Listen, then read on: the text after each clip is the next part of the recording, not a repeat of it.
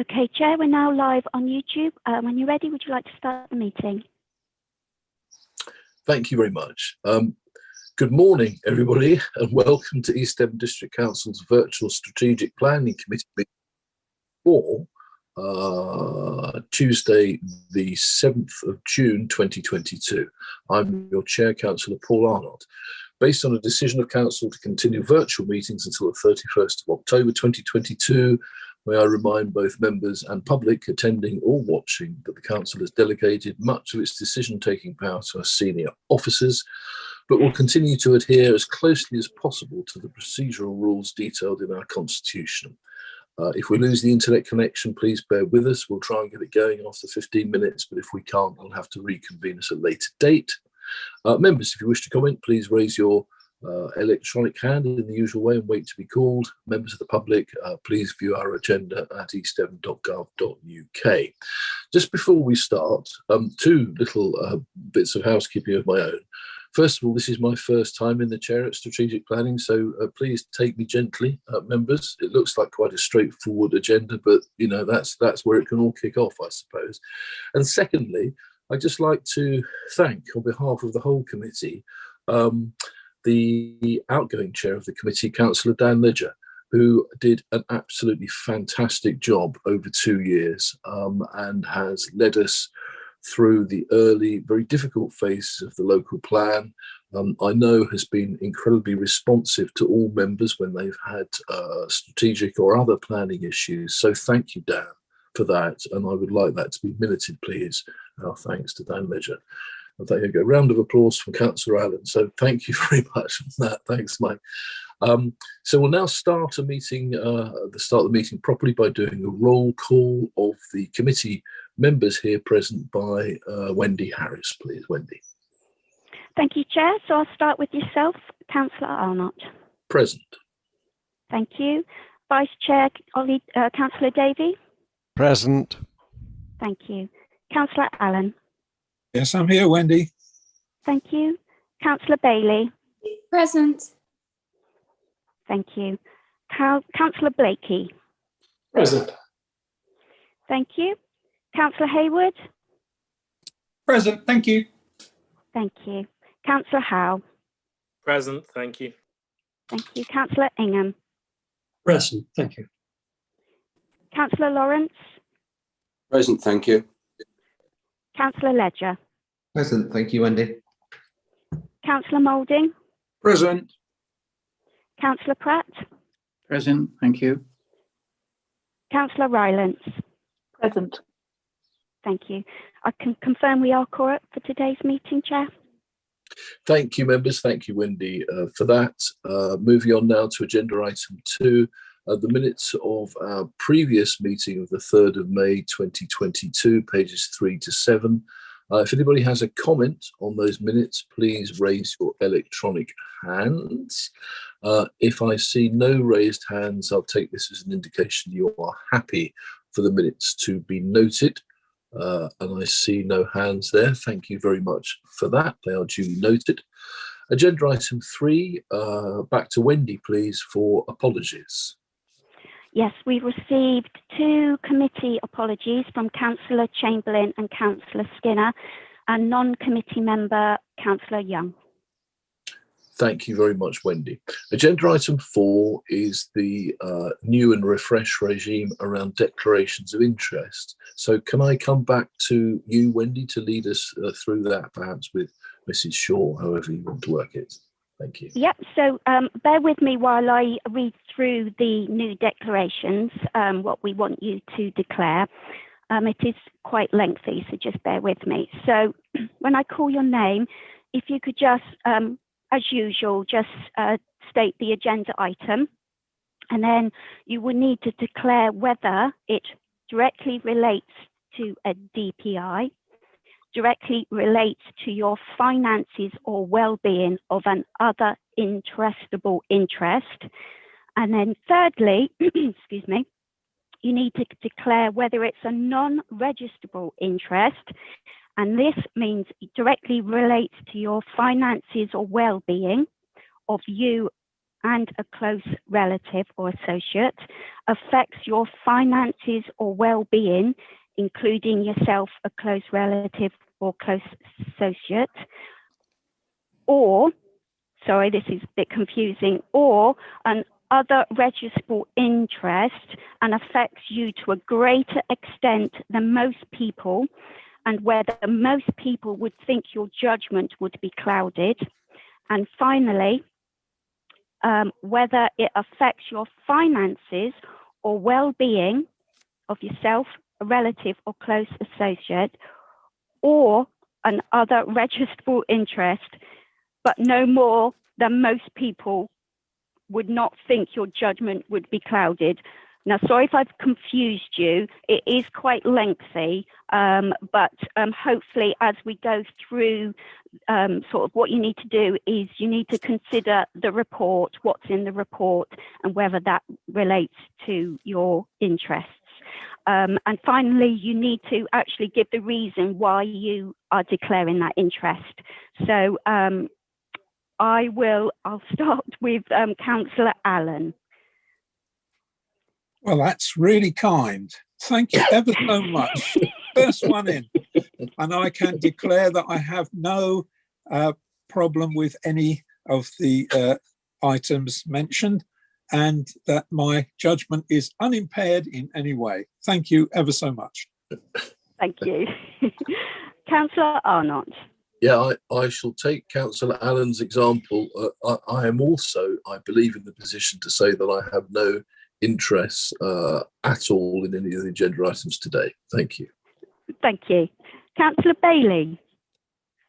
Well, I would normally declare a personal interest as a Devon County councillor, but I have looked at that flowchart and I can't see that I have to declare anything now.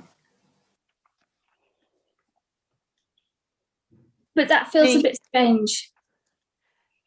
If I can just help, I would suggest, yes, it is a change in the tone of interest that you need for declaring, and if the reports don't affect anything in relation to your Devon County Council membership, then no, there is no interest to declare at this meeting.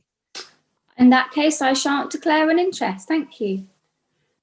Lovely, thank you. Councillor Blakey. I have no declarable interest on this agenda. Thank you. Thank you. Councillor Davey. Thank you, Wendy. Well, I'm going to break the duck here and declare some interests on item 7. This is to do with I'm an Exmouth Town Councillor, and I think that's relevant because Exmouth Town Council also is implicated in the funding for the Dinham extension, so it would be asked for further funding. And also, as a resident of Exmouth, obviously I have an interest in whether that road goes ahead. As a resident, as a cyclist, because I rather hope that it might lead to more cycle routes, as a walker, because there's a road I sometimes walk along which I would rather hope would subsequently be closed off, and as a driver, because I might well use the new road.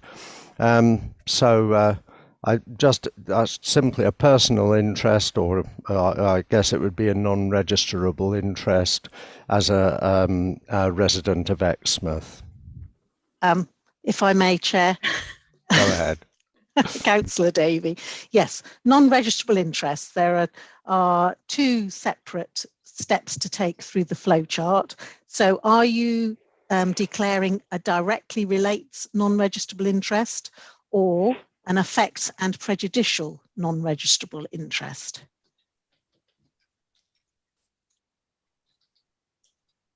I'm afraid you're on mute. Yes, you bought yourselves a few seconds there. Oh, yeah. Well, you should learn to lip read. Yes, I don't think it's going to affect any judgment I make, because I'm pretty conflicted about that road anyway, and whether it should go ahead. So I have a very open mind about it. I don't think I'm directly enough affected for it to have any effect on my judgment. I'm sorry, Councillor, there's two separate requirements. A directly relates non-registrable interest means it directly relates to your finances or well-being of you or a relative or close associate. However, the second one is the effects, effects and prejudicial non-registrable interests. And you've conflated the two into directly affects. I'm trying to bottom it out so that other members can also have a view on what interests they may consider they have. So if you have a directly affects non-registrable interest, then that is for you to decide, or whether it affects and is prejudicial non-registrable interest, or whether it's just an affects non-registrable interest. If you're declaring an affects a non-registrable interest, you can remain and discuss and vote. On the others, you can only speak as the public would be able to speak, and you would have to step away from any discussion or vote. Okay, well, I think it's just affects, and it's not financial, definitely. It's more to do with well-being. Thank you. That's lovely. Thank you very much. I hope you're all taking note here. Thank you very much. I didn't want to put you on the spot in particular, but I think if we can work it through with members in this committee meeting, it will help for future. Thank you. I think it's a useful example, actually, because simply being a resident of Exmouth, I am affected. Okay, thank you. Councillor Hayward. Thank you. So ordinarily, under the old way of doing it, obviously I gave my declarations. So in terms of the items on this agenda, I don't believe that I have any disclosable pecuniary interests. The only one I'd seek perhaps some guidance from Shirley on this, and thank you for your advice earlier and from Mr. Gordon-Lennox, is in terms of my directorship of the Science Park, which is a role I undertake by virtue of being a cabinet member, on agenda item, the one about employment land, the Science Park is named within that report. So it's really seeking just some guidance as to whether me being a director of the Science Park would effectively, because it doesn't directly affect the finances of myself, relative or close associate, so it's not directly relates NRI, but in terms of does it affect the finances, well-being, or one of my ORIs, and would people feel that me being a director would cloud my judgment? That's the issue here. So on that, I'd like to think that every time you talk about the Science Park, I don't have to leave the room, but I'd seek some guidance, Shirley, on that, because it's a role I undertake because of my cabinet role. But is the belief that it affects and a prejudicial NRI? I think, Councillor, you would need to look at what the report is seeking to do. This will change with whichever report or whatever decision making you're going to do. And for that one, I believe it is a case of, let me just double check what the recommendation is. Thank you. It's just acknowledging the report. Yeah.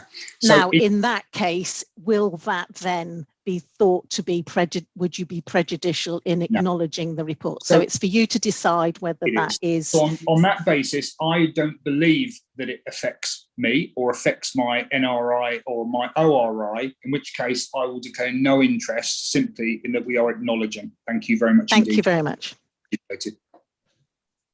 Thank you. Councillor Howe. Yes, thank you. And after consulting with officers, I am here to declare nothing for probably the only time this new legislation is going to come into me. But can I just ask a technical question? When can scrutiny look at this again? Because it could be chaos for the next 6-8 months. But anyway, different issue. Thank you very much. Thank you. We'll come back to you on that, Councillor Howe. Thank you. Back to you, Wendy and Shirley, please. Thank you. Councillor Ingham. Nothing to declare, no interest to declare. Thank you, Wendy. Thank you. Councillor Lawrence. No personal or fiscal interest to declare. Thank you. Thank you. Councillor Ledger. Yes, so agenda item 8, the Levelling Up and Regeneration Bill. Seaton and the Axe Valley is getting put forward in a bid for the Levelling Up bid. So I declare an interest, obviously, as a ward member and a member of Seaton Town Council to allow. I think that's just an effect NRI.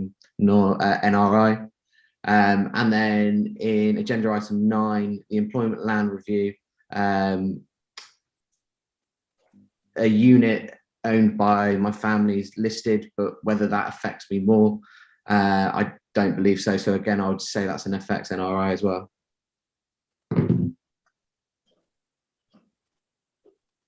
Thank you, Councillor. We will take your declaration. Thank you. Thank you. Councillor Moulding. None. Thank you. Councillor Pratt. No interest to declare. Thank you. Thank you. And finally, Councillor Rylance. I don't believe that I have anything to declare on this basis. I don't think so. Okay, thank you. Back to you, Chair. Thank you very much for that jurisprudence module, Wendy and Mrs. Shaw.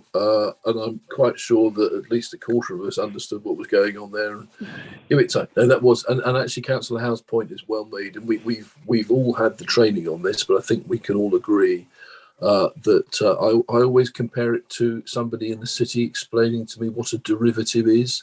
And I understand at that moment, and then wake up the next day and it's just disappeared. So anyway, we can look forward to this in the coming months. Thank you. Agenda item 5, matters of urgency. I can confirm there are no matters of urgency to discuss. Agenda item 6, confidential and exempt items. I can confirm there are no confidential or exempt items. Right, to the main agenda. Agenda item 7. The Community Infrastructure Levy allocation for Dinan Way Extension, Exmouth, pages 8 to 10. We have a report here from Ed Freeman, please. Over to you, Ed. Thank you, Chair, and good morning, members. So members may recall that at your meeting on the 5th of April, members agreed to deallocate £400,000 of SIL money that had previously been allocated for the Dinan Way extension in Exmouth as match funding for a bid that Devon County Council were making for funding for this piece of infrastructure. That resolution was made after the SIL member working party concluded that there were no funding options currently available to take forward that project, and therefore it made sense to return the £400,000 to the main SIL pot for future allocation to other projects. Almost immediately after that decision was made, the government announced the Levelling Up Fund 2, and Devon County Council came to us about an intention to make a further bid for the Dinan Way extension and whether or not that £400,000 was still available as match funding for that bid. So members of the SIL member working party were asked if they would like to reconsider the deallocation of that funding. And all of those who responded to that request were in agreement that a recommendation should be made to Strategic Planning Committee to reinstate that funding for the purposes of Devon County Council pursuing a bid under the Levelling Up Fund 2. This was primarily because the money was simply withdrawn because there didn't appear to be any options for proceeding with the project at the time. Now that there is potential option for match funding, members of the working panel felt that it was appropriate for that money to be made available again. Therefore, Strategic Planning Committee are recommended to confirm that £400,000 of Community Infrastructure Levy money be made available as match funding to support a Levelling Up Fund 2 bid being made by Devon County Council for the Dinan Way extension in Exmouth. And in the event that Devon County Council's Levelling Up Fund 2 bid for the Dinan Way extension in Exmouth is unsuccessful, the £400,000 be deallocated for this purpose and returned to the main Community Infrastructure Levy pot. Thank you, Chair.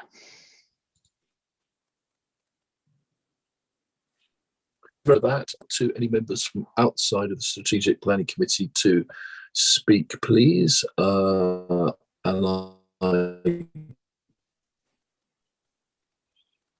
can't see. Yeah, Maddie Chapman. Maddie. Morning, Chair. Is Maddie there? Yes, morning, I'm here. Morning. I'm here. Good morning. Can I get clarity, please? It was my understanding when Goodmore's Farm went through planning originally that the developer would put money forward to County Council for the school and also a contribution towards Steenham Way. Can I ask Ed Freeman if the developer is still putting forward money for Steenham Way development, please? Thank you. Ed, are you happy to answer that now, or would you like to give a written reply? Up to you. Through you, Chairman, I think it would have to be a written reply because I simply don't know the answer off the top of my head. I would have to check in our records and come back to Councillor Chapman. Thank you very much. Thank you. Thank you, Councillor Chapman, very much.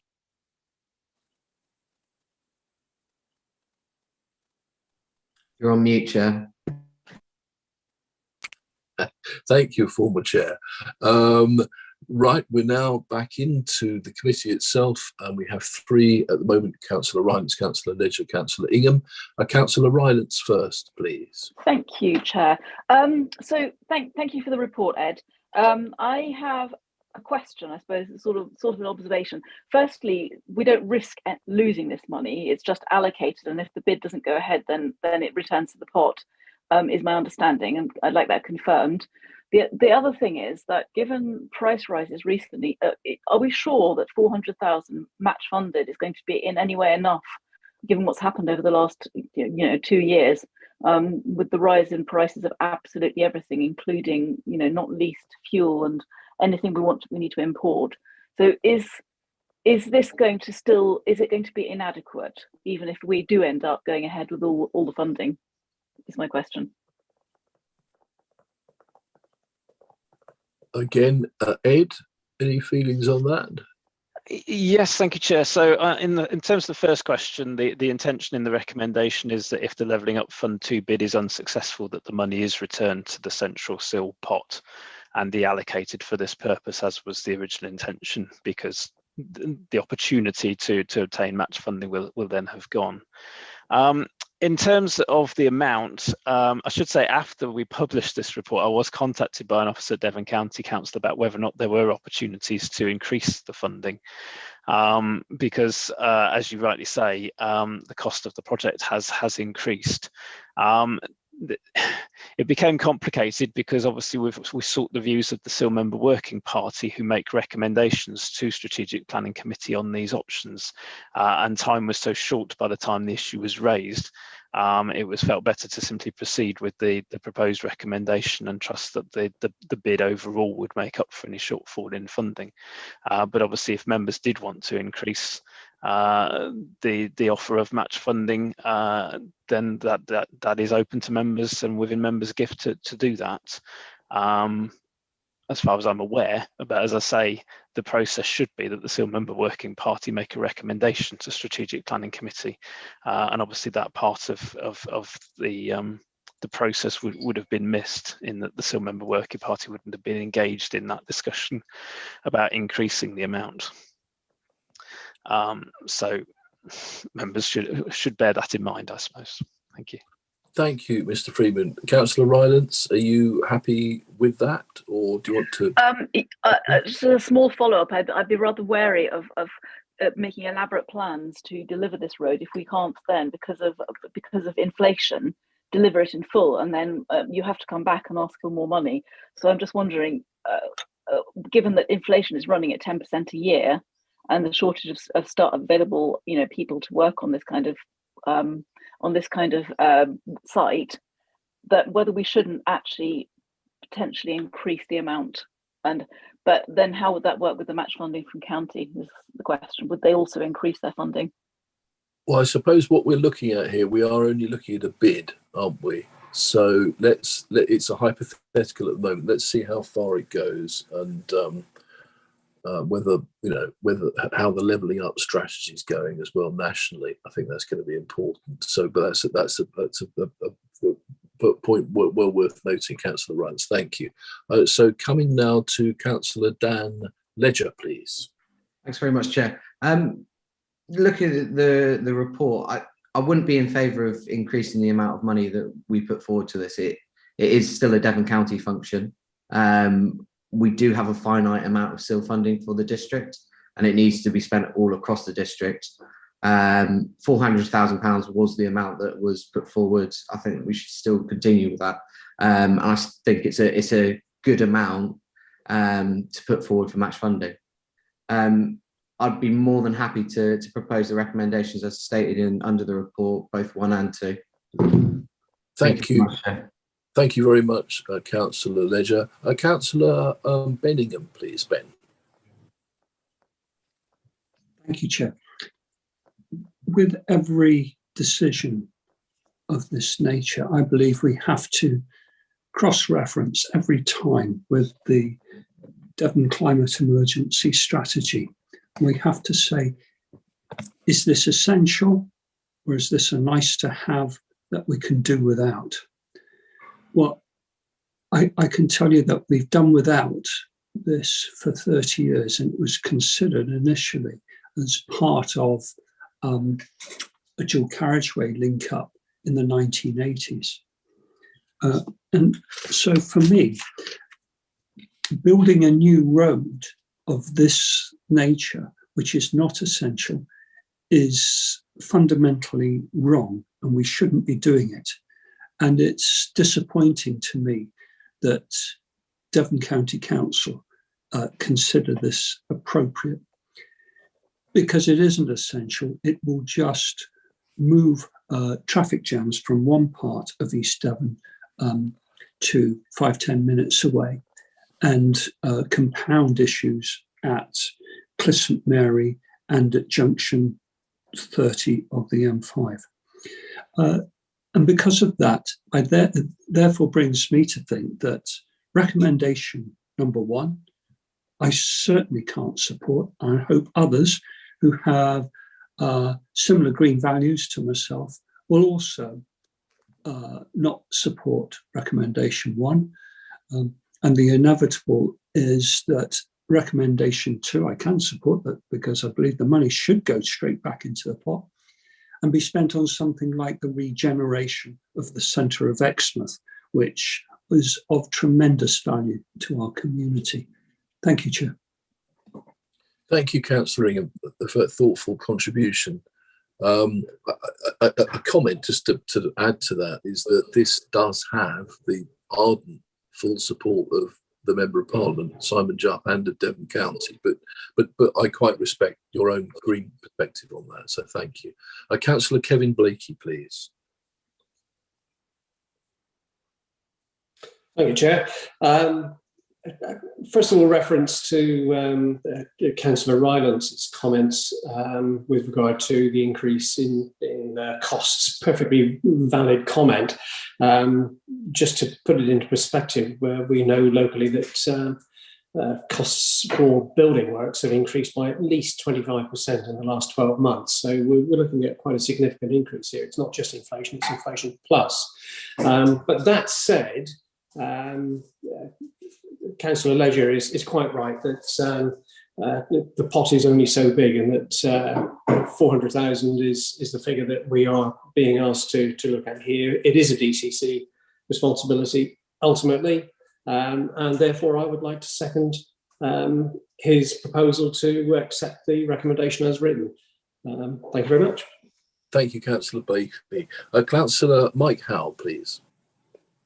Thank you very much, and I was going to second it if previous hadn't anyway.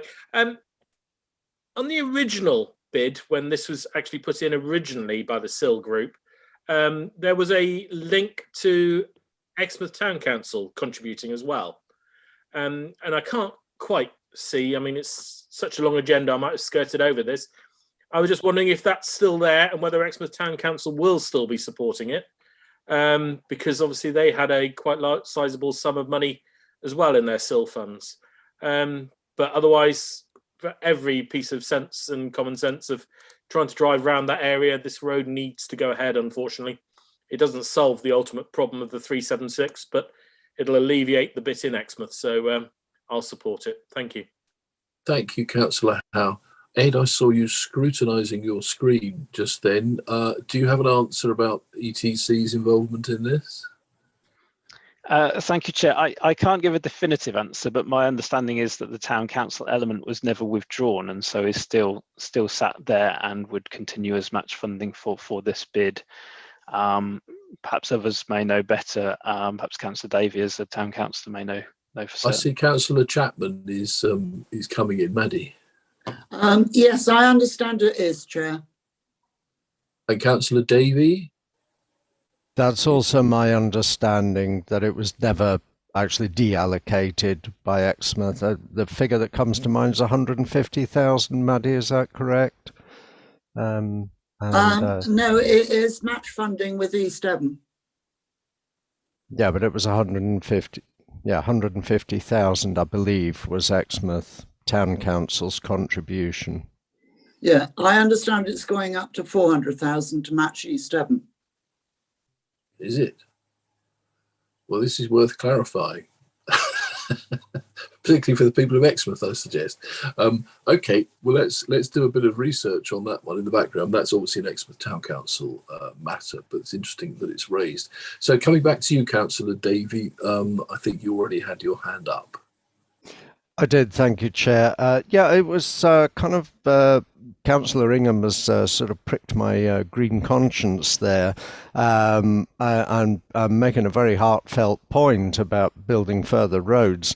And that is one of the reasons that as a Green I'm somewhat conflicted about this. I think we have to remember that the project is actually, although it doesn't say it here, is about more than just the Dinham Way extension. It's also about redeveloping the gateway to the town, particularly around the station area, and enabling better cycle routes and so on. It would, I mean, this is a bit of a specious green argument, I suppose, but it would actually enable shorter journeys for some of the residents of Brixington, particularly. And Brixington is a part of Exmouth that is somewhat cut off at the moment in terms of communications, and particularly bus communications, because in order to travel from Brixington to Exeter, you have to go all the way down into the town centre and then out again. If Stagecoach were willing, they could run a service direct from Brixington out along the new road to Exeter, which would be a much better route. There's also the improvement to cycle routes, which could take place along currently Summer Lane, which is an appalling bottleneck at the moment. And there is also the effect on residents of Exmouth, particularly along some of the roads connecting Exeter Road to Hulham Road. Those roads get very busy indeed, with people using them as cut-throughs. So there are some green arguments, I think, for building this road, but you have to balance that against the kind of environmental destruction of a load of tarmac going across green countryside, and that's why I'm still quite conflicted about it. And I think I did see a figure about 400,000 being the contribution from Exmouth Town Council, and at the time I thought it was a misprint or something, so I must look at that again, because I wouldn't be particularly happy about that. But that's for them. Thank you, Councillor. Are you an Exmouth Town Councillor still, Councillor Davey? You are, aren't you? I am, yes. Yes. Gosh, deep pockets over there, it looks like. So thank you very much for that, or perhaps not. Not that I was aware of. Okay, so finally on this, Councillor Jess Bailey. Jess, please. Thank you very much.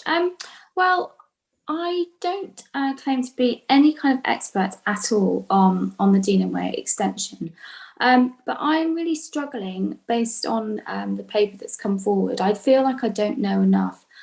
So I feel as though I haven't seen the discussions that took place in the working group, and I very much take on board the comments that Councillor Ingham and Councillor Davey has made about the environmental impact. So I think if we're going to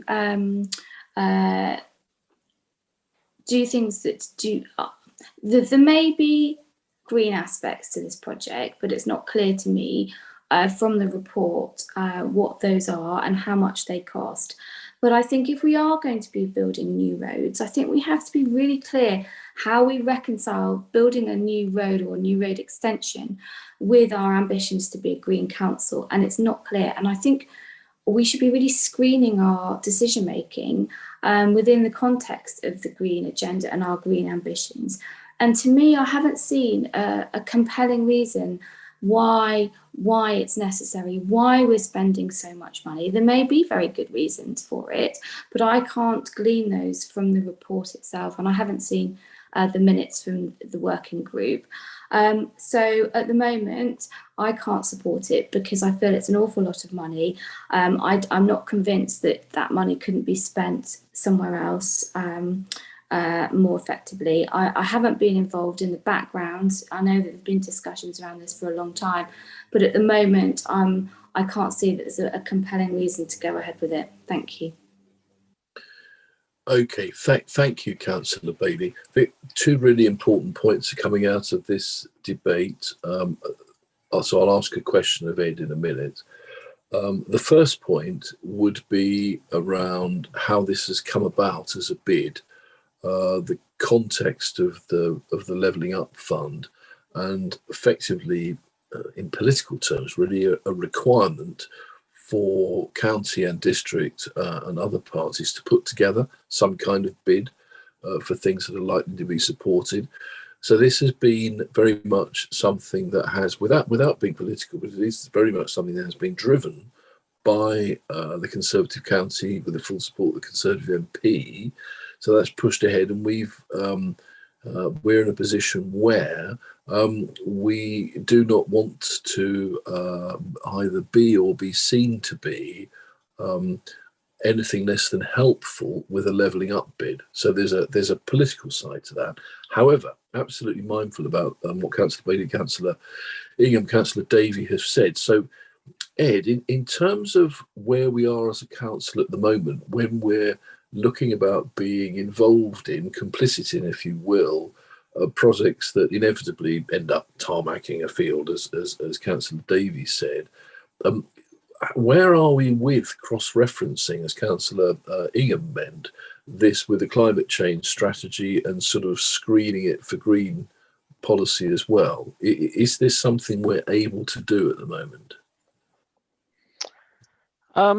Well, through Chair, I think that's a process we're going through in terms of reviewing the local plan. The current adopted local plan identifies the Dean Way extension as an infrastructure project for Exmouth that needs to be delivered, and it's on our infrastructure delivery plan, I believe, as a priority 1 project. So it's clear that the current planning position in terms of policy is supportive of the delivery of the Dean Way extension. Whether or not through the new local plan, in terms of our greater understanding of climate change issues, the climate change emergency that's been declared, we want to review that position through the new local plan, then obviously that's within members' gift to do that. But we're not there yet, in the sense that we're doing that work on the new local plan and bringing forward a draft to members later in the year to consider. So from a planning officer's perspective, I can only advise you in terms of the adopted planning position, which is that the adopted local plan supports the delivery of the Dean Way extension to address the highways issues around Exmouth, and we're identifying that as a project to be funded and delivered. So that's the current position, and I think I would suggest that that's the basis upon which decisions need to be made today. But it is a changing position, potentially, through the new local plan. While I'm speaking, with your indulgence, Chair, I would just say I've received an email from the town clerk for Exmouth, who's helpfully clarified the position in terms of the town council's funding of the project. So I understand that their original contribution was £158,000 to match the £400,000 previously put forward by East Devon District Council. They have been asked to increase that and that is something that's going forward as a recommendation from their Section 106 and Seal Working Party for debate at their full council meeting next week. So there is no decision as yet on that increased funding, but they are certainly considering increasing their funding to match whatever comes forward from East Devon District Council. I understand also that Devon County Council have already increased their contribution towards this, although I'm not entirely sure what that was from or to at this point. Thanks very much, Ed, for that. So now we've got a new relay of speakers have come forward for that. So that's excellent. Councillor Mike Howe, please. Just a quick one again, just for the status of the Dinham Way extension. My understanding is it has planning permission already granted. And you coin a phrase, which I don't like, is shovel ready, shall we say. Hence why it is on this list. It's not the only reason we should be supporting it. But at the same time, I do believe the residents of Exmouth, the ones I speak to at least, certainly seem to think, you know, with good moors and everything else, this road is essential in an awful lot of their ways. And, you know, when you look at La Ronde and the road leading to La Ronde and everything else, and see the damage being done by the vehicles trying to get down a lane they really shouldn't, it kind of makes sense. So, as I say, us funding it or not is part of the equation, but it has planning permission already, as I understand, and Mr. Freeman will hopefully clarify that. Thank you. Okay, thank you very much, Councillor Howe, for that and for the knowledge behind that comment as well. Councillor Mike Allen, please. Thank you, Chair. I just wanted to make the point that it really would help when we're making decisions like this to have all the facts assembled together so that the decision can be more clear in terms of what the options are. And the second thing is that when we're looking at the green effect, we've got to balance the tarmac against the reality that people will hopefully gradually, but fast as possible, move to electronic vehicles. Electrical vehicles are not going to create the same pollution, but they do have to get out of town easily. And so it's a once-off damage. I think that we probably have a bigger impact of solar panels on the environment than we do in terms of one little road. The last thing I would say is that I'm not sure, because you were going to redirect some of the 400,000 to help in the West End development. I'm not sure exactly what's going to happen with that intention. So I just wanted a bit of clarification, Chair. Thank you. So the clarification regarding the West End, Mike, what was that you were after? Well, I thought there was a cabinet decision to allocate funding to a development of the country park in Cranbrook, using the 400,000 that we were not going to use in the Dinan Way extension. Maybe I've misunderstood, but I'm just trying to clarify exactly what's the situation. And I'm sure Kevin Blakey could probably tell me much more accurately. So sorry to raise the hair, but it is a need for allocating funding to the best effect. Okay, thank you for that, Councillor, and we'll find an answer for that one way or the other today. Thank you. Councillor Blakey, please. Thank you, Chair. If there were 400Ks swimming around for the development of the country park in Cranbrook, I think, yeah, we'd be skipping in the streets over that. It would be news to me, but they're pleased to hear it. In reality, let's look at this proposal, and we're talking about the green issues. I speak as a former resident of that part of Exmouth, and one of the major reasons that I moved away from Exmouth is that the daily commute to work, which was Bovey Tracy, was usually bad, but unpredictably so. It could take anything from 25 minutes to an hour to get to work on any morning, because the traffic was often snarled up. And one of the environmental issues that I think we should be wary of is that actually the efficient movement of vehicles should be an aim for us as well for environmental purposes, because oil-based fuel-driven cars sat in traffic jams, just pouring out pollutants, do nobody any good. And actually getting the cars which people will be using for as long as we're alive and a lot longer to move around efficiently is, I think, actually green in itself. So I think from that point of view, this is the right thing to do. And certainly from my knowledge of the many residents I knew in that part of Exmouth, particularly on that northern side, they've been crying out for this for a very long time. And I really do think it is time that we made every effort to get it done. It's long overdue. Thank you. Thank you very much, Councillor Blake, for that. Councillor Richard Lawrence, please. Thank you, Chair. Councillor Blakey stole my thunder to a certain degree, because I was going to say about the pollutants of cars all in queues waiting to go somewhere. So to that extent, I'm in favour of this proposal. The only thing I would say is that we're looking at 3 pots of 400,000 at the moment, which is 1.2 million, which ain't going to build much of a road. So I'm just wondering whether there's any funding coming from anywhere else that will enable this project to actually take place and be completed. Thank you, Chair.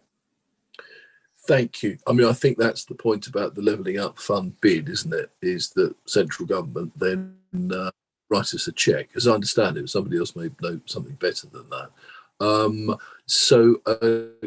Councillor Jack Rowland, please. Thank you, Chair. And I appreciate you allowing me to speak, as I'm not a member of the committee. But what I haven't heard mentioning so far is the fact that in the round 1 of the Levelling Up process, Dean Way was already included in that, and that bid actually failed. I'm not entirely sure of the full reasons why the bid wasn't successful in the first round, but no doubt lessons have been learned. And I think it's important to take into account that the bid that's going in for round 2 for Exmouth does include the town centre gateway aspect as well, which it really is important in terms of this. And I think if there's not evidence of support in terms of we're talking about match funding, it's not an exact 50-50 split that's needed. It's just trying to remember the criteria for the Levelling Up bid. I think it's more the evidence of at least something of the order of 10% coming from other sources. So I think if a decision is made not to go ahead with this, I just fear as well that at the very last minute, bearing in mind the timescales for the bid needs to be submitted by July, not very far off at all, that it would fail at that last hurdle. Thank you, Councillor Rowland. Yeah, thank you very much for coming back in there. Very helpful. So 2 more speakers, if that's okay, and then we've got a proposer and a seconder. But if I come to Councillor Andrew Moulding first, please. Yes, thank you, Chair. For most of the 35 years that I've been on the District Council, we have been talking about the completion of Deanon Way. And residents from Exmouth and representatives, councillors from Exmouth have, as far as I'm concerned, always seemed to have been in favour of the completion of this extension. And as the report states, it's a key piece of infrastructure for Exmouth and is included in our adopted local plan as a priority 1 project. And so therefore, as I can see it, we must try and go ahead with this. There's an opportunity to access the Levelling Up Fund, which I believe is anything up to £20 million. So our support through the Community Infrastructure Levy, with that of Exmouth Town Council and the County Council, I think it will enable this to be a positive bid, which I hope succeeds. Thank you. Thank you very much, Councillor Mouldy. And yet again, I mean, this committee benefits from so much experience. Genuinely, thank you for that. We've heard a lot of knowledge and wisdom today. So finally, coming to Councillor Jess Bailey, please. Thank you. It was really just to say that I've heard my colleagues talk about, the fact that it would ease congestion, but actually the evidence from Greenpeace and other people shows that building road extensions and new roads doesn't, in fact, do that because of the induced traffic that it creates. So I'd just like to reiterate really what Councillor Allen said, that when we're making decisions, we really do need to have all the evidence in one place, because if you could show to me that there's no detrimental environmental impact and actually it's going to be of benefit, then that would make me feel very differently to how I feel at the moment, which is rather uncertain and not convinced because I don't feel I've seen all the information. Thank you. Thank you very much, Councillor Bailey. So just before we come to a vote, can I just come back to Ed, just to help us clarify a little bit about the package of funding around this, of which we would put 400 in hypothetically. Yes, thank you, Chair. I just wanted to pick up on the point Councillor Allen made about funding for other projects in the West End. So members may recall at your meeting in April, you agreed to fund £910,000 of SIL monies towards the acquisition and delivery of land at Station Road, Broadclyst, to deliver an area of Sangs to form part of the Clist Valley Regional Park, which I think is the project that Councillor Allen is thinking of in the West End.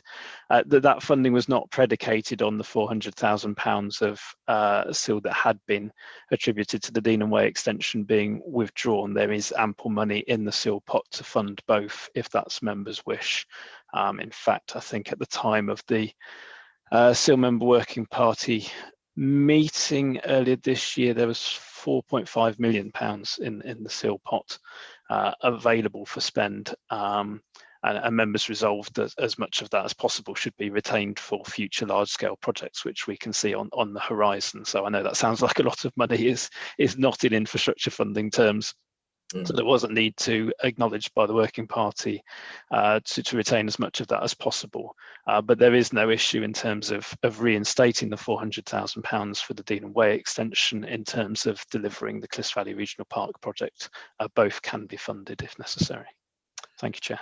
Thank you very much, Ed. That's really helpful. That's put us all in a much wider picture there.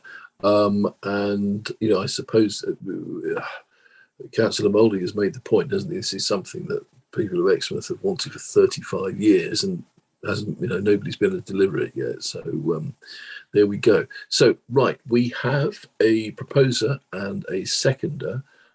So I think what we need to do is ask Mrs. Shaw, please, to just confirm to us what those recommendations for officers' approval are, and take us through the vote. Over to you, please, Mrs. Shaw. Thank you, Chair. Yes, members, there's two elements to the recommendation that the committee is being asked to make, and that is firstly confirm that £400,000 of community infrastructure levy money be made available as match funding to support a Levelling Up Fund 2 bid being made by Devon County Council for the Dean Way extension to Exmouth, and in the event that Devon County Council's Levelling Up Fund 2 bid for the Dean Way extension to Exmouth is unsuccessful, then the £400,000 to be deallocated for this purpose and returned to the main community infrastructure levy pot. Members, please press your green tick if you're in support of those recommendations, press your red cross if you're against the recommendations, or raise your electronic hand to indicate you're abstaining from the vote. For those watching online, the vote is currently underway. Just waiting for the few to come in. So we have 11 votes in support, 2 votes against, no abstentions, so that is carried. Thank you very much, Wendy and Mrs. Shaw, for that, and committee for a fascinating discussion. We're now going to agenda item 8, more levelling up, the Levelling Up and Regeneration Bill, and what are the planning implications, pages 11 to 17.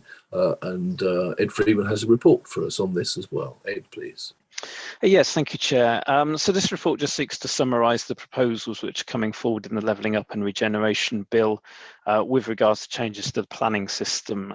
Members will be aware the bill covers a whole multitude of issues and areas that have focused specifically on the planning issues, and sought to just summarise some of the main themes and issues coming through in the bill and how they might impact on us as East Devon District Council.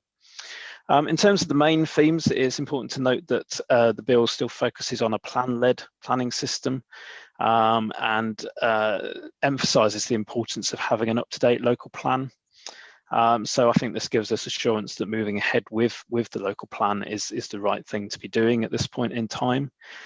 It's also important to note what's missing from the bill, which is references to the zoning system and in principle consent for sites allocated for growth, which had been included as a proposal in the previous planning white paper. So that it has been dropped as a proposal. And is no longer forming part of the government's intentions in terms of the planning system, which I would suggest in terms of giving us certainty in terms of proceeding with the local plan is good, because obviously that would have been quite a fundamental change to the planning system and could have even undone a lot of the hard work that's already gone into production of the local plan and created a lot of additional work that isn't within our current timetables. So I think that shows we're heading in the right direction in terms of the local plan, and changes to the plan, the local plan and the plan-led system would not be as fundamental as perhaps initially indicated in the planning white paper. The bill also talks about a new system for funding and delivering infrastructure that's designed to be more responsive to market conditions and remove the need for negotiation. I think those are both issues that we incur on a regular basis in terms of the Section 106 agreements and to some extent the SIL system. And so we'd welcome those sorts of changes, but it's difficult from the detail set out in the bill to understand exactly how that might work and how the issues that are experienced with the current system would be addressed. It should be pointed out that this is obviously only a bill at this stage, so it would be subject to lots of changes as it's discussed in the Houses of Parliament and the House of Lords, and that there will be a lot of regulation to follow in terms of the details about how all of these issues would be implemented. But the bill does also emphasise the importance of good design and improving environmental outcomes, and it does set out a more ambitious agenda, I suppose, in terms of delivering environmental improvements and those off the back of the Environment Act that's previously been through and made into legislation. The other key theme is around digital transformation and how we make better use of digital technology in terms of the planning system. Again, there are a few details contained within the bill at this stage. But obviously, I think the intention is to make the planning system more accessible to the public and increase engagement in the planning system, and also bring about efficiencies in terms of local government through the use of technologies. That there are, I believe, workshops being set up for chief planning officers to discuss how digital transformation might take place. So I will engage with those workshops and keep members informed of progress as things progress. Hopefully the report is a helpful summary of the bill as it's been presented. Obviously, it's an involving picture that we will need to keep our eyes on. And obviously it presents a potentially significant risk in terms of production of local plan and timetables if major changes are being proposed. But I think as things stand, I'm actually more reassured about moving ahead with the local plan than I was with the planning white paper, because the changes in terms of local plans are not as significant as previously presented. Hopefully that's useful. Members are simply asked to note the summary of the proposals contained within the Levelling Up and Regeneration Bill and officers' commentary. Thank you, Chair. Thank you very much for that, Ed, for the work you've put into that. That's you have suffered so that we don't have to suffer quite so much there. And certainly, unlike how we declare interest at the beginning, I feel I actually understood that. So thank you so much for that. Councillor, coming to outside of Cabinet first, please. Councillor outside of Strategic Planning, Councillor Marianne Rickson, please. Good morning. Thank you, Chair. I just wanted to ask exactly what foster better environmental outcomes means.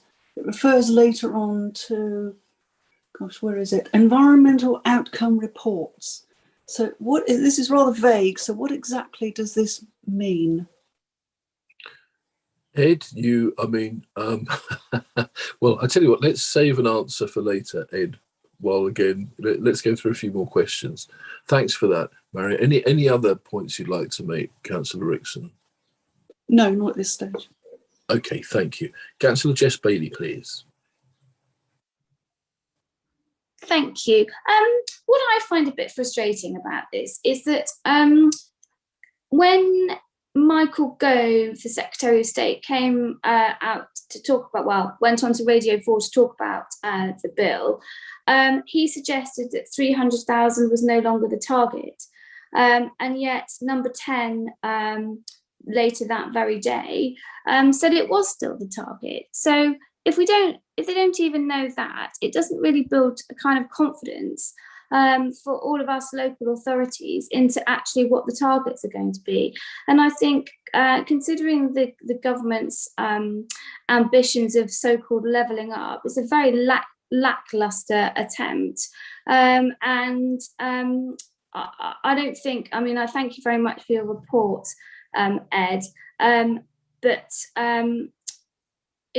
I'm not impressed with the bill. Thank you. Thank you, Councillor Bailey. By the way, Councillor Rylance, I've got a green tick for you at the moment, but so if you want to convert that into a yellow hand. Councillor Mike Howell, please. Yeah, thank you. This is work in progress. Mr. Freeman has very kindly summed it up for us. It is not law yet. It is where the government are currently looking at. It is not definitive. It's just an update, and it's just for us to know. So I have no problems with it. Could go further. It might go further yet. Who knows? As I say, this is not the final document yet, and there is time and effort still to be put in to maybe change it. But Mr. Freeman's done it very well, and I'm more than happy to accept this and would propose noting it. That's all we're doing. Thank you very much. Thank you, Councillor Howell. Councillor Richard Lawrence, please. Thank you, Chair. I was quite interested in a couple of points in this, and I've got to say that Ed Freeman has laid it out very, very well, and even I can understand some of it. But I do like the idea that we're going to give more weight to neighbourhood plans in planning decisions, and that we also have the production of neighbourhood priorities statements as a simpler form of neighbourhood plan. That's just a comment. What I would like to ask from Ed is the section on the bottom of page 13. It says, alongside the bill, the government is proposing to remove the requirement of a 5-year housing land supply. Over the page, he does comment that the change is not as significant as it may first appear. I just wondered why that would be. If he knows. I know it's only a proposal at the moment, but if Ed understands these things better than I do. Thank you. Thank you, Richard. And I'll come back to it in a minute on that one as well. I had exactly the same question as you on that, so thank you. Councillor Mike Allen, please. Thank you, Chair. I had the same question, so that's good. But I'd also like to draw your attention, if I may, to the issue of high quality design and beautiful places, which has been a consistent theme all the way through. And I come back to some discussions you and I have had about making sure that we've got the right design standards being built into our local plan. I do think that we need to look very carefully at accessibility, not only to outside the house, but inside the house as well. And it ought to be equitable so that we build homes that are suitable for the right stage of life and the right disability level and frailty and health of our population, especially when, according to the figures we've been presented with, 70% of the growth is going to be in the retired element of the population. So I do hope we get some better clarification about what high quality design is, because obviously we want it to be better insulation and all the green issues that we are very familiar with. The other thing is an interesting one, enhanced local democracy and voting on a street basis. I really don't know how that's going to work because obviously the people who vote need to be given the information about what the rules are in terms of planning, which is going to be really complicated. So I do hope that eventually we get out of the politics of this particular issue and into some very practical results so that we get a clear new planning policy statement. Thank you, Chair. Thank you, Councillor Allen, very much for that. We've got two more speakers at the moment, so Councillor Eleanor Rylance first, please. Thank you, Chair. So I read through this with interest. Thank you very much, Ed, for putting it all together and synthesising it. But at various places, because I'm a dreadful cynic, my eyebrows are raising into my head. So one of the things that maybe raised my eyebrows a lot is the proposed pilot community land auctions. And my question is, what would induce a landowner to want to sell to us or give us the option when they could just sell directly to the developers? You know, where is the incentive? There seems to be no built-in incentive at all there. So I can't imagine why a landowner would want to give us the option at a lower price than they could get if they sold it direct to developers. The next thing that made me go, was, okay, so I'm really glad that this government seems to be working its way, you know, fingertip by fingertip towards some kind of land value tax. But it says that it would be payable on build out. So who decides when a site is built out? Would there be a mechanism built in to ensure that they never actually reached completion, so that they would never have to pay on the sill? Or is that going to be headed off at the pass? Because that would be crucial. Because if they decide that they don't deliver the last 10 houses, they don't have to pay the sill, then, you know, how can we take action against that? And my third thing in here was, it'll come to me in a minute. Oh yes, retrospective planning applications. Bane of my life. So who would bear the cost of any enforcement action? As you rightly point out, you know, I think the people who are the worst offenders with retrospectives, who jolly well know that they should be putting in a planning application like ahead of time, but actually decide to go with retrospectives and wait to be caught. Who would bear the cost of any enforcement action we'd have to take? Because there would clearly be no incentive in putting in a retrospective. Could they be induced to bear the cost of that? Because otherwise it would end up being a whole lot more expensive than them just putting in a retrospective. So those are my three questions, I suppose. Thank you, Councillor Rylance. And obviously perhaps not ones that Ed will be able to answer, but I'm sure he'll have a crack if he can in a minute. Councillor Jeff Pratt, please. Thank you, Chair. Yes, I am too very pleased to see that more weight will be given to neighbourhood plans in planning decisions. Ed, so many times I see when I sit on the planning committee that planning officers tend to make proposals for approval of these applications when clearly the applications are in conflict with the provisions contained in the local planning neighbourhood plans. So that is a very important aspect of this matter. Thank you, Chair. Thank you very much, Councillor Pratt. So just looking for any more. Councillor Davey, by the way, we're still looking for a seconder to Councillor Howe earlier, but coming to Councillor Davey finally, please. Thank you, Chair. Thanks for that reminder. I'm quite happy to second it. Yes, I wanted to ask Ed if he thinks there'll be any further consultation with local authorities as this bill goes through Parliament, because I think we've heard some interesting points there, but at the moment this is pretty vague, and it won't be until the actual bill is drafted that we'll know exactly what some of these proposals will look like in practice, and we need an awful lot more detail. And I wonder at what stage local authorities might be consulted. Thank you very much for that, Councillor Davey. So as Councillor Howes said earlier, we're aware this is very much work in progress. And some of it, in a way, Councillor Allen indicated, is almost comic, isn't it? The stuff about having street committees to make, involved in planning decisions. So that was just headline stuff, wasn't it, from a little while ago?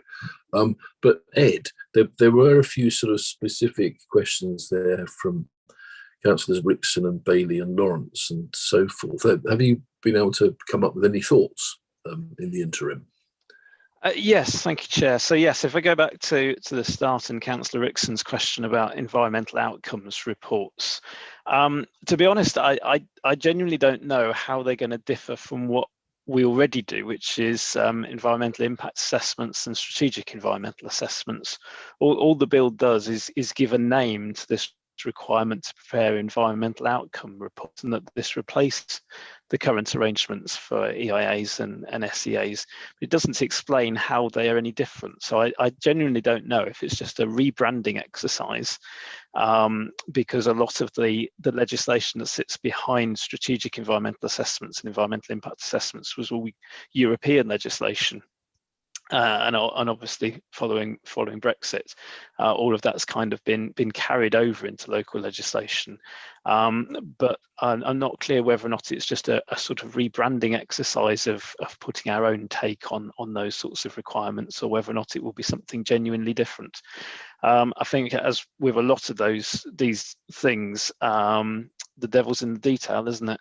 And we won't get the detail until the bill becomes an act and the regulations follow. And those are the kind of details that will be in the regulations. And goodness knows the current regulations for SEAs and EIAs are hundreds of pages long. So it'll probably be quite an exercise to draft all of that and understand the differences. So I genuinely don't know how that differs at this point in time. In terms of Councillor Lawrence's question about removal of the 5-year housing land supply requirement upon adoption of a new local plan, I mean, perhaps I'm being cynical, but I think it sounds good on paper, but the reality is that a new local plan wouldn't be found sound unless it demonstrated a housing trajectory, which demonstrated that we would be able to maintain a 5-year housing land supply for the first 5 years of the plan. So they're basically saying that they would remove the 5-year housing land supply requirement from a period of time where, at the point of adoption of the plan, we must have had a 5-year housing land supply anyway, and be able to demonstrate that we can maintain it for that 5-year period. So therefore, they're removing a requirement that we would already have demonstrated that we could meet. The only benefit is that if something goes wrong within those 5 years and sites don't deliver as we've anticipated, then we don't get into trouble in terms of 5-year housing land supply. But that's why I sort of say I don't think it's quite as meaningful as it might first sound, because we'd already have passed that test by the time the requirement is removed. Hopefully that makes sense. In terms of Councillor Allen's comments, yeah, I mean, I would agree we need clarity about good design. There is the National Design Guide, which the government adopted a couple of years ago now, and you'll notice that the bill introduces a requirement for a district design guide to be produced. So we would have the opportunity to produce our own district design guide and say what we consider to be good design in East Devon. Members may recall we actually dropped work that was being done on a district design guide a couple of years ago, because the committee understood that it's quite difficult to do a district design guide. We've got such a diverse district with so many different characters and different settlements with different characters and different issues, that it was proving very difficult for officers to produce a district design guide without it turning into a massive piece of work. that would end up being overly prescriptive. So we will need to revisit that and understand how we take that forward. But that would be an opportunity to detail what we consider to be good design for East Devon, and to engage the community in that discussion through consultation, and take that through members for adoption. In terms of accessibility requirements and adaptability of homes, that is an issue that's already been raised through the new local plan, and I would say that needs to stem from evidence from the local housing needs assessment in terms of the needs of specific groups within the community for those types of housing units.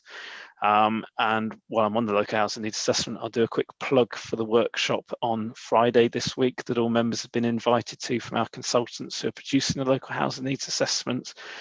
So members who are interested in those issues, you may want to attend that workshop on Friday morning, I think it is. You should all have a Zoom invite in your inboxes to that, to update you on that work and the outcomes of the local housing needs assessments. Turning to Councillor Rylance's comments and questions, I'm not sure I can answer these, to be perfectly honest. Certainly, I'm not clear at this point what incentive landowners would have to carry out a community land auction. I assume there would be some requirement for that to take place, but I'm not clear from what's been set out so far in the bill exactly how that would work. Again, I think the devil would be in the detail, and would come out through regulations rather than the bill. I think the bill will just set up a principle, and we'd have to wait for the regulations to come forward if that were taken forward. Similarly, in terms of the replacement of SIL, I share the concerns Councillor Rylance set about that being paid upon completion of development, because I can see all sorts of arguments coming in about when is a development completed, and then is it within the developer's interest to actually complete the development or to leave the last house unbuilt so that they don't have to pay. I mean, I fear there's a danger of going round and round in circles on that, because this was one of the issues why SIL was introduced, to ensure payment was made in the early stages of development, such that the money was then in the public purse to then spend to deliver the infrastructure in sequence with development as it came forward.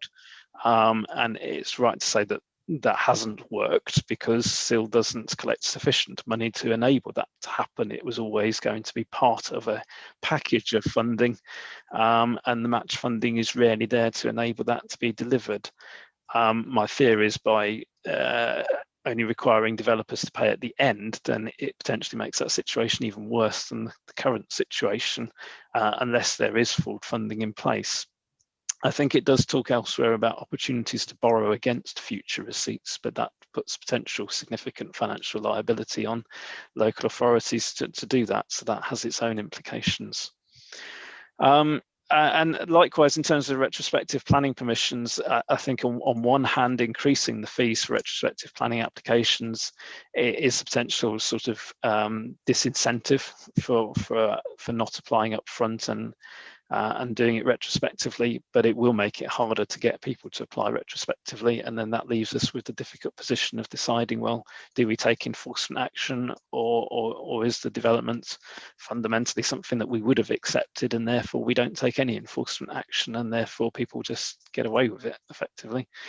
My personal preference was always that we should be able to impose on-the-spot fines for people who do something without planning permission that is acceptable, that is effectively equivalent to the cost of making the application, and that money then goes to fund enforcement action elsewhere. But that, I think we have made that in comments back to previous consultations the government have done, and they've not picked up on that idea. The cost of enforcement action is always down to the local authority to fund.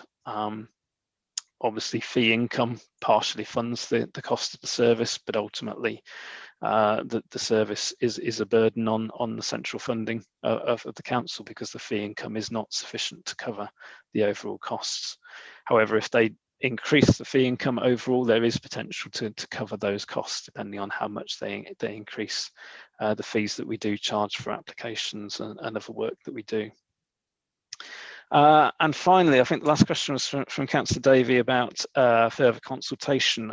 My understanding is there wouldn't usually be further consultation on the bill itself, but there may well be consultation on regulations and what's fed into those further down the road. So we'll have to wait and see what comes forward in the future. But yes, there's potentially a lot to be put into regulations if these ideas were taken forward through the bill. So I hope there would be some further engagement with local authorities in the future.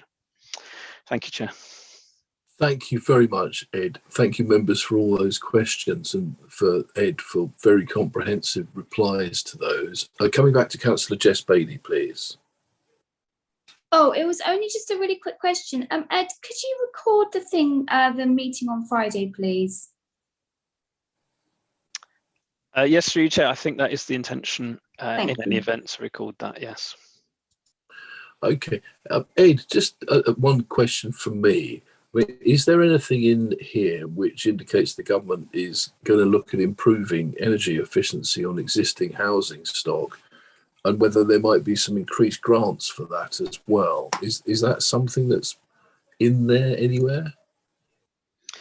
Well, Chair, the government is taking forward those kind of environmental improvements through the building regulations to improve insulation levels and requirements for renewable energies within new buildings. So that is in the process of happening through what's called the Future Home Standard that's being implemented through building regulations in a phased approach. I believe the first changes to the building regulations and the first phase of that takes effect in the next couple of months, actually, quite soon. So we should hopefully start to see some improvements in that soon.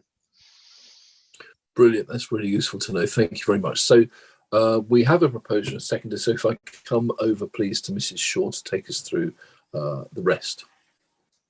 Thank you, Chair. Yes, members, this report is just for noting the summary and proposals contained within the Levelling Up and Regeneration Bill and the officer's commentary. Please press your green tick if you're in support of noting, press your red cross if you're against the noting, and raise your electronic hand if you wish to indicate any abstention. Okay, we have 13 votes in support of noting and no votes against. Thank you. Thank you very much, committee and officers, for that. Coming now to our final agenda item 9, the Employment Land Review to the year ending March 2021, which you can find on pages 18 to 353. As the new boy, I have read every single page of that. If the rest of you have, I'll be very impressed. And fascinating it was. I even asked Ed a very stupid question, which is this the first time we've ever done this? And I think Ed said, we do it every year. So that learned me, as they say. Anyway, over to Ed for a report on this, please. Yes, thank you, Chair. Yes, so this is our annual Employment Land Review report. As has been said, these are done on an annual basis, so long-standing members of the committee will have seen some of these before. This one's a bit late, I'm afraid, so apologies for that. So this covers the period up to the end of March 2021. It's obviously due to ongoing work commitments in terms of production of the new local plan that these kind of routine monitoring reports have had to take a little bit of a back seat, but it is important as an evidence base for production of the new local plan, and gives us an understanding of the existing position in terms of employment land in the district. You'll have noticed that the appended report and the appendix to it goes through every single employment, every large-scale employment site in the district. I'm not going to go through every site, but the main headlines are that fundamentally, we've got this churn of sites in terms of, I think it was 3 hectares of employment land granted in that period, 1.3 hectares under construction during that period, and just under 2 hectares that was completed during that period. I think the big headlines are really more about the amount of extant consents, which amounts to just over 38 hectares of employment land that has consent but is not currently being built out. which I think is concerning, as is the 63 hectares that's allocated in the local plan, but not currently being taken forward. So I think one of the things we need to look at is understanding why that is. I think essentially that's because of the cost of building employment land versus the income fundamentally that's to be obtained from either selling it or letting it out, which means that they're essentially barely worth what it actually costs to deliver them. And obviously that has a bearing on moving forward with the new local plan in terms of how we deliver employment sites, and ensuring that we understand the costs of delivering particular sites and the barriers to their delivery before we allocate them. So some of the allocated sites that are not coming forward is because of specific opening up costs or infrastructure delivery costs. And it's important that we can identify those and bear those in mind when deciding to make an allocation. I think another learning point is also about allocating employment land alongside housing sites so that the housing can effectively help to subsidise the delivery of the employment sites rather than standalone employment sites where fundamentally there's very little money to be made from the landowner in delivering those sites, other than within the growth point area where there is obviously pent-up demand from Exeter that helps to deliver those sites. So I think it's useful as an evidence base in terms of informing our work on the local plan, and helping us to understand what we need to do differently in the future to ensure that sites are delivered across the district. Having said that, it's not all doom and gloom. Obviously, that there are sites being delivered, and the Growth Point has, over a number of years, delivered a huge amount of employment space in the west end of the district. It's perhaps some of the other parts of the district that have struggled to deliver, and we perhaps need to look at those issues through the new local plan and how we can ensure that that isn't the case in the future. So hopefully this is an important and useful report for members' information. The recommendation is simply that members acknowledge the report. Thank you, Chair. Thank you very much, Ed. Indeed. So coming now to looking for anybody outside of Strategic Planning Committee, Councillor Marianne Rickson, please. I just wanted to ask whether there's any way of evaluating the impact of working from home and Zoom meetings and starting businesses up from home is having or has had on the need for employment sites. Okay, thank you very much, Marianne. We've captured that question. Coming back inside now to Councillor Eleanor Rylance, please. Thank you, Chair.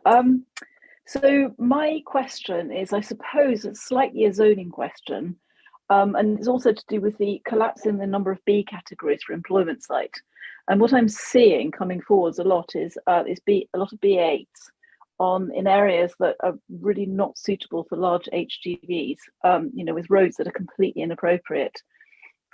And I know that there aren't very many categories available now to put in as a planning application for an industrial kind of site, but are we monitoring carefully where these planning applications are being made, and discounting them if they are on completely inappropriate lanes, as some of them that are coming forward? So I mean, it just defies imagination that anybody would think that would be a good place for a B8, and it does seem to be a phenomenon that's growing. So that's not a specious question.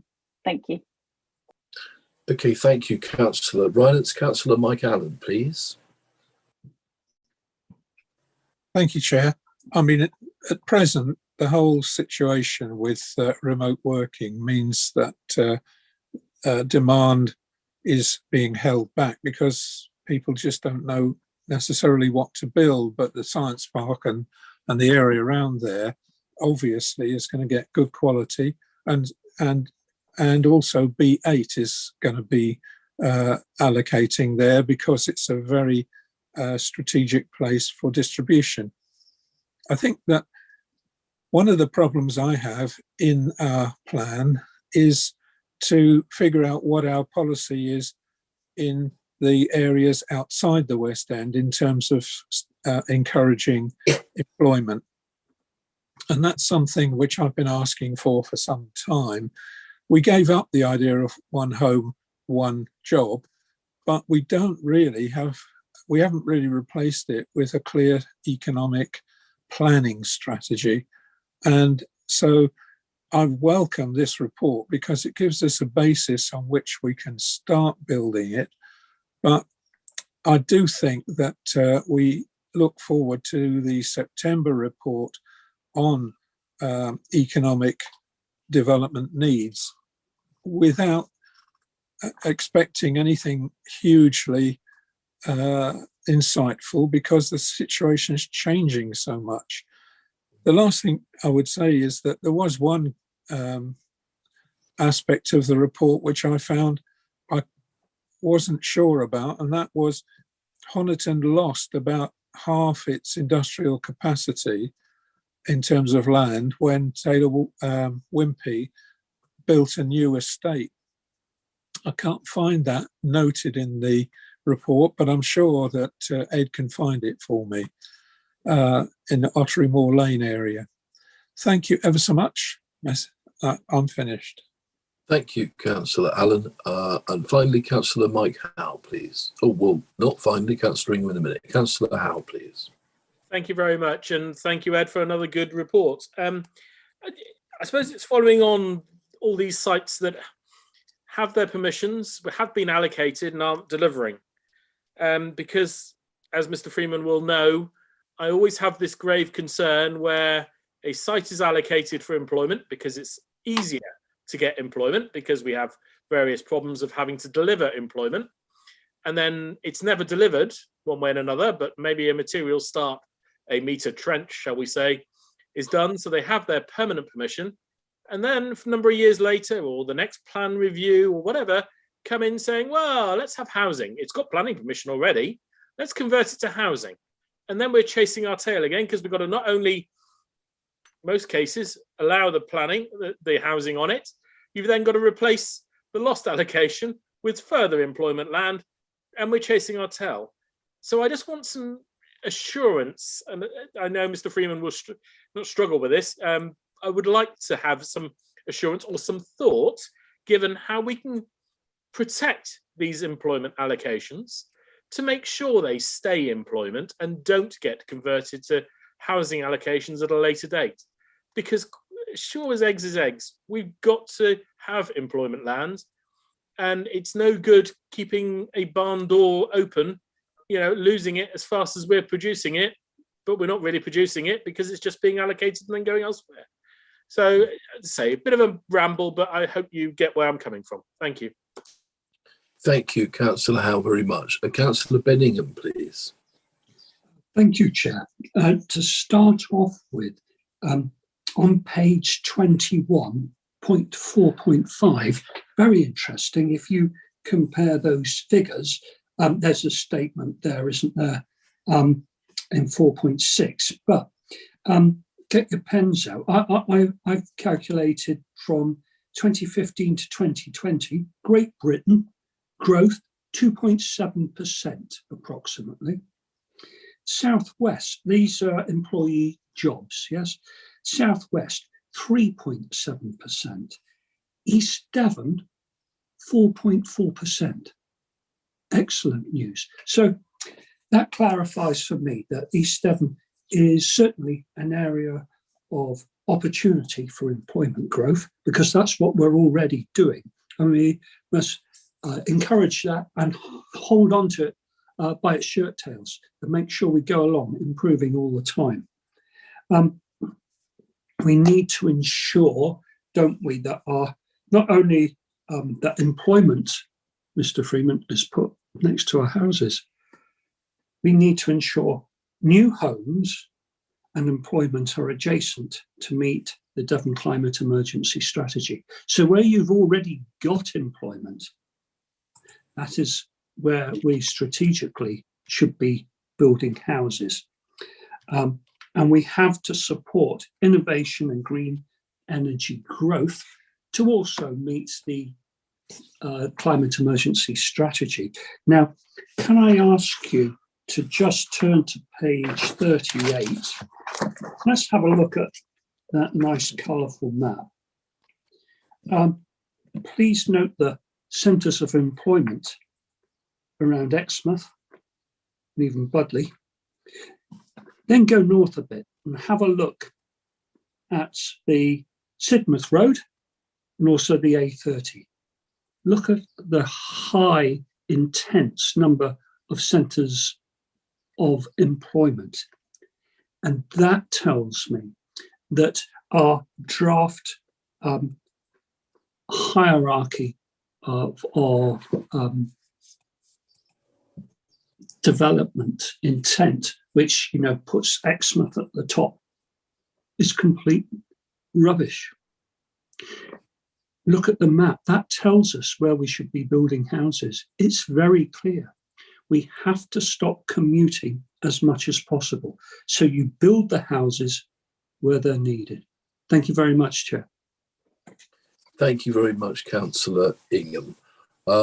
So I'm happy to propose this one for noting from the Chair, but just before that, can I come back then to Ed for any points he's managed to pick up from this discussion?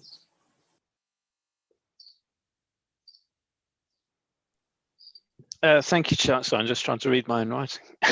We'll take your time. So yes, we go back to the first question. I think Councillor Rickson asked about the impact of working from home. I mean, I think the honest answer is that's still an emerging picture, because obviously we've seen a lot of people working from home over the last 2 years.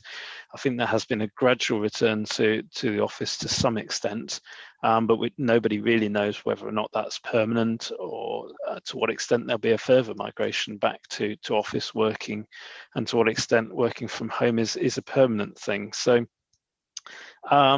I don't think we know the answer to that at this stage. There is a piece of work called an Economic Development Needs Assessment, which is currently in production, and we should have a report on that in the next couple of months, which is a clear evidence document for the new local plan about the needs for employment land. And I'm hoping that that will give us some guidance in terms of the impact of working from home, and the needs in terms of not just how does that impact on our needs for dedicated employment spaces, but also what does that do for our need in terms of kind of live workspaces, and how do we accommodate work from home in terms of the homes that are being provided as well, which I think we need to take into account in terms of the new local plan. So hopefully that's an evidence document will help us to understand some of those issues. In terms of Councillor Rylance's comments about B8 uses coming forward without adequate highway infrastructure, I would say in terms of the applications that we receive, obviously we always consult the Highway Authority, and I'm not aware of any cases where we've gone against their advice in terms of the impact on the highway network. I appreciate sometimes, particularly these days, we do seem to be getting applications to convert former barns and agricultural buildings to storage and distribution uses, and obviously those are often in more rural locations than we might ideally want them to be, and that often means that they're served off more minor roads. I think in a lot of cases they tend to be serviced by, or should be serviced by, smaller vehicles, and that's often what persuades the Highway Authority that they might be acceptable, as if it's vehicles that are proportionate to what the highway infrastructure can accommodate. And I know of a couple of cases where they've sought to condition that and ensure that the storage and distribution facilities only serviced by smaller vehicles rather than HGVs, and hopefully that does help to address those issues. But ultimately, we're somewhat bound to the Highway Authority's advice when it comes to highways issues. They are the expert, and we rely quite heavily on their advice when it comes to highway safety issues. Just turning to Councillor Allen's comments then, as he said, there's the Economic Development Needs Assessment report in production, and that will then inform an economic strategy to come forward in the draft local plan, and there's lots of joint working going on with our economic development officers in terms of production of that. In terms of the loss of employment land at Ottery Moor Lane, I would imagine, I'd have to check, but I would imagine that was picked up in earlier iterations of the monitoring report, because effectively the land was lost as employment land once it was allocated in the now adopted local plan, and then consent was granted for its development. I think we would have waited for the residential development to come forward to strike that out as employment land.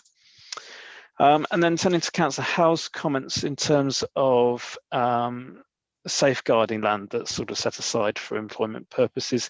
I think this comes back to really what I was saying earlier about certainly outside of the West End and the Growth Point area, which has a clear demand for employment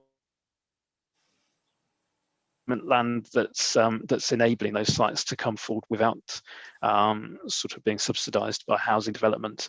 I think outside of those areas, it's a case of needing to look where possible at mixed use developments where we can phase the delivery of the employment sites with the housing sites through the Section 106 agreement to ensure that they're coming forward in sequence with each other, so that we're not left with a situation where the employment site just doesn't get delivered or material start is made and then they come back for housing in the future.